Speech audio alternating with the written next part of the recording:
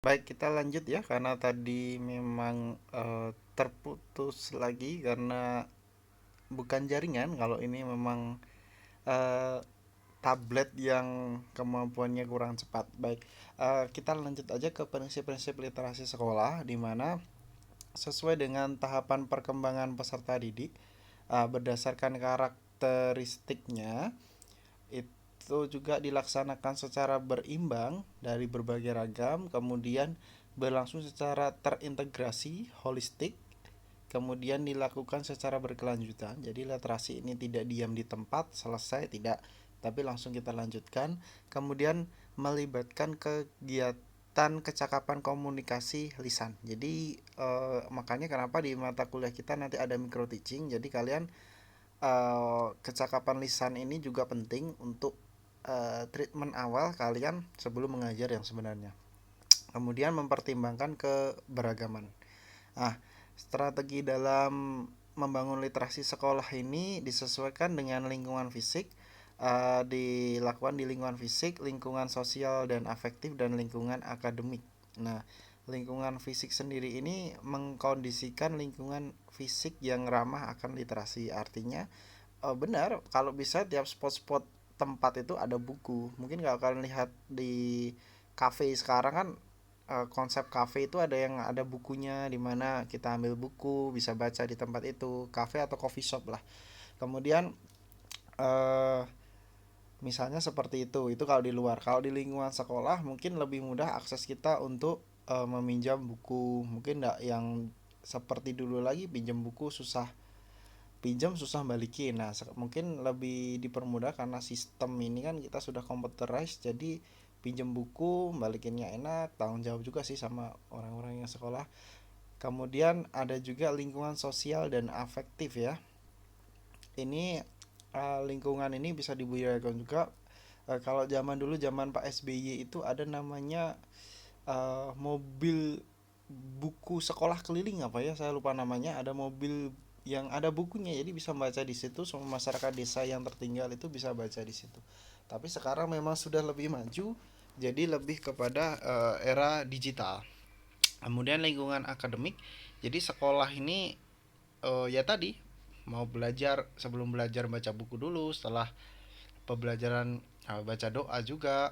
Nah, seperti itu bisa dibudayakan mulai dari sekarang. Nah, kemudian literasi dan keterampilan berpikir tingkat tinggi. Jadi literasi ini bagus nantinya untuk keterampilan berpikir tingkat tinggi. Nah, nanti bisa kalian masukkan juga keterampilan berpikir tingkat tinggi ini disesuaikan dengan model-model yang berbasis K13. Yang basicnya K13 yaitu problem based learning, eh, project based learning, inquiry learning, maupun uh, discovery learning. Nah, jadi ini mirip sih dengan pembelajaran saintifik, silakan dibaca. Nah, ini pelaksanaan kegiatan, kita langsung ke ini saja. Nah, ini contohnya ya, membacakan buku. Langsung kepada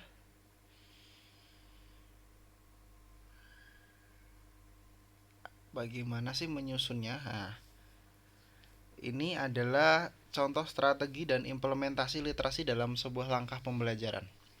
Nah, langsung ke sini aja.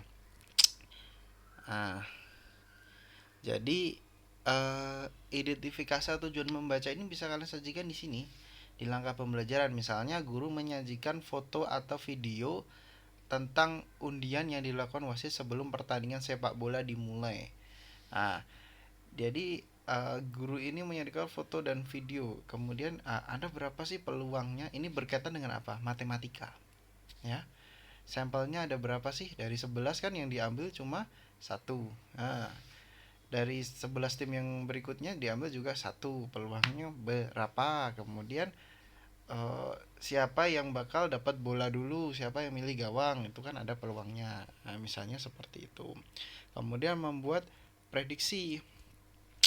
Membuat prediksi ini misalnya kalian memprediksi bahwa sifat-sifat larutan elektrolit. Misalnya kalian punya tiga: garam, larutan garam, larutan gula, sama larutan sirup misalnya gitu. Kalian amati dari tiga ini, kalian buat checklistnya. Kalau larutan elektrolit ini ada sifat-sifat seperti ini, misalnya menghantarkan listrik, atau mungkin dia ada bisa menghidupkan lampu. Nah, seperti itu. Bisa di checklist, dibuat sebuah prediksi. Nanti ini dari prediksi ini kita bisa menyusun sebuah hipotesis. Nah ini di sini membuat prediksi yang kedua. Bisa juga dengan mengamati apa aja yang dilihat checklist. Ini adalah gambar dari taman ya. Kemudian mengidentifikasi kata sulit atau bagian teks yang sulit. Ini bisa diidentifikasi dengan kata yang sulit, kadang-kadang susah dicerna oleh kita. Misalnya kalimat yang kita tahu multiple representation. Nah, itu kan artinya ada banyak makna sebenarnya. Itu kan bermakna banyak, bisa bermakna banyak. Jadi tidak bisa dikatakan satu makna, multiple representation. Jadi bisa banyak penafsiran istilahnya ya. Kemudian oke, ini sudah menvisualisasi atau think a lot. Dari diskusi itu mereka kemudian bisa membuat grafik, misalnya dari berdiskusi ini, misalnya kalian membuat literasi untuk membuat titik ekuivalen sebuah, kalau kimia ya, membuat titik ekuivalen dari grafik itu bisa kalian buat grafiknya berdasarkan titrasinya. Kemudian inferen, nah bisa mengidentifikasi contohnya ya, keteladanan Nabi Umar bin Khattab misalnya, seperti itu boleh. Nah ini adalah mengevaluasi teks, tidak perlu. Oke, langsung aja ke dalam RPP. Nah, apa yang kalian masukkan di dalam RPP? Ini adalah poin-poinnya. Perhatikan yang di kotak merah. Ini adalah 5M, dimana sintak dan model pembelajaran ini ada mengamati, membaca, mendengar, menyimak, bla bla bla ya. Nah, di sini kan ada RPP-nya di mana dia itu melakukan membaca. Membaca kan merupakan bentuk sebuah literasi. Ya, membaca ini adalah suatu bentuk literasi, entah dari buku, entah nanti lihat video, nanti bisa kalian modifikasi sendiri. Kita lihat di sini adalah membaca materi dari buku paket. Nah, di RPP bisa kalian masukkan ini. Ini merupakan bentuk dari kegiatan literat ya. Kegiatan literat abad 21 yang bisa kalian masukkan di dalam RPP. Jadi berliterasi si siswanya ini. Atau kalian bisa pisahkan seperti ini ya, peserta didik diberi motivasi atau rangsangan untuk memusatkan perhatian. Nah, ini bisa juga masuk dalam kegiatan literasi. Nah, literasinya yang mana?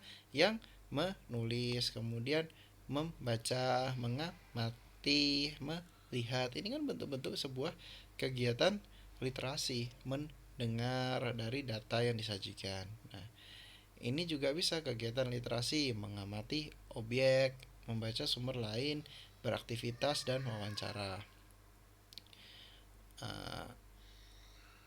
Oke, ini adalah contoh kegiatan literasi yang lain, misalnya di buku apa ini, bahasa Inggris kalau salah, RPP bahasa Inggris. Nah, di sini bisa kita membaca